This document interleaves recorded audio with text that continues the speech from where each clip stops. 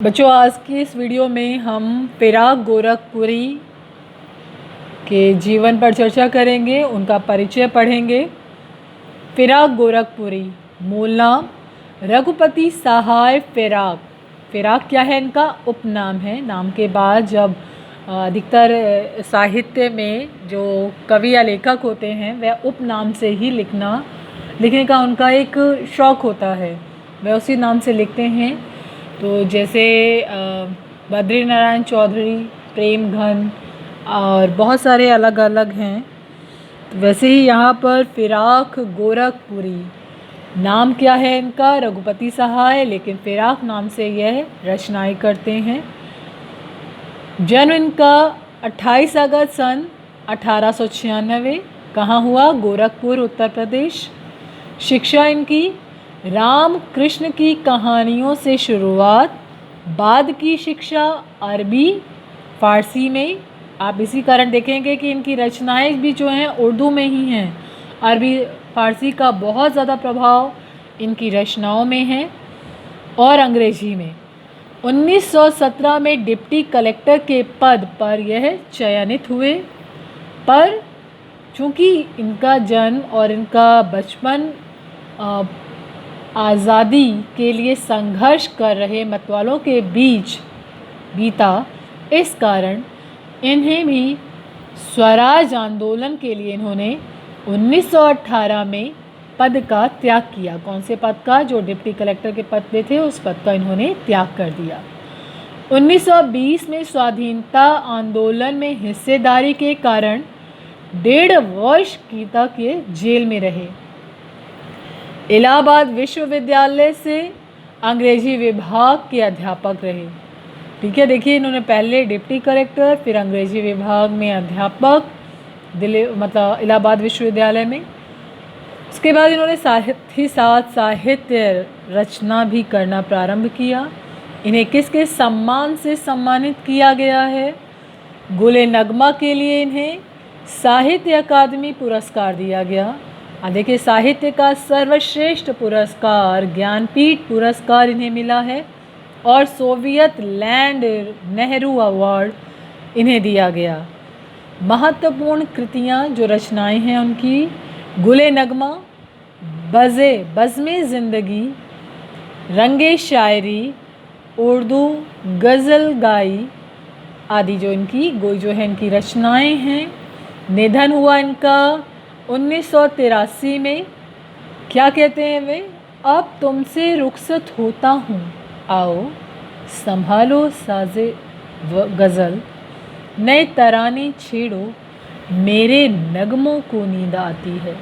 अर्थात रुखसत होने से पहले मैं अपनी धरोहर तुम तक सौंपता जाता हूँ, तुम्हारे पास छोड़ता जाता हूँ, अब इसे आगे बढ़ाओ। उर्दू शायरी का बड़ा हिस्सा रूमानियत, रहस्य और शास्त्रीयता से बंधा रहा है, जिसमें लोक जीवन और प्रकृति के पक्ष बहुत कम उभर पाए हैं। नज़ीर अकबराबादी, तलफ हुसैन हाली जैसे जिन कुछ शायरों ने इस रिवायत को तोड़ा, उनमें एक प्रमुख नाम फिराक गोरखपुरी का भी है।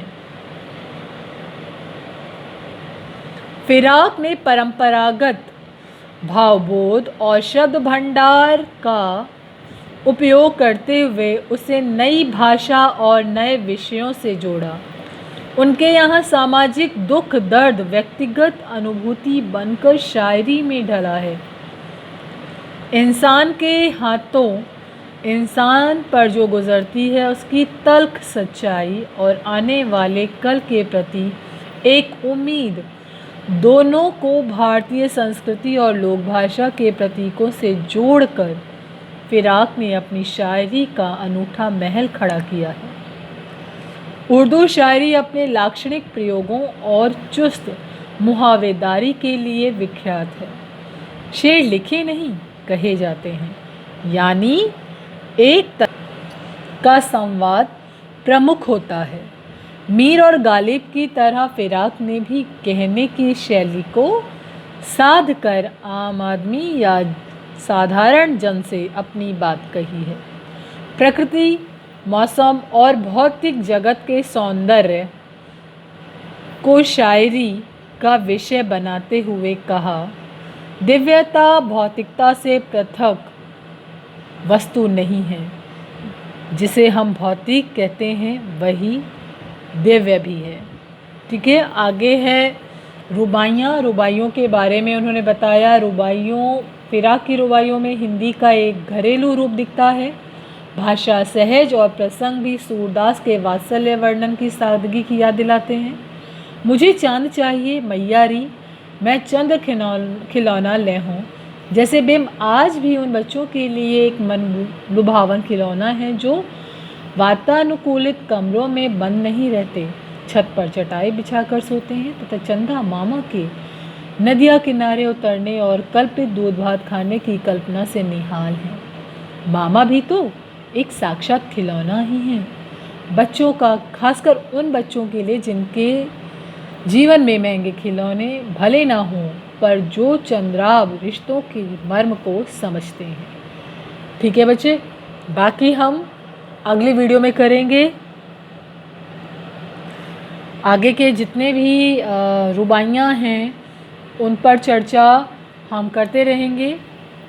और आपको 3 रुबाइयाँ करा दी जा चुकी हैं। अब बाकी रुबाइयाँ जो हैं इनका परिचय यहाँ पर दे रखा है आपकी पुस्तक में, आप थोड़ा इसे पढ़ लीजिएगा। उसके बाद हम सीधे रुबाइयों पर ही चर्चा करेंगे। ठीक है।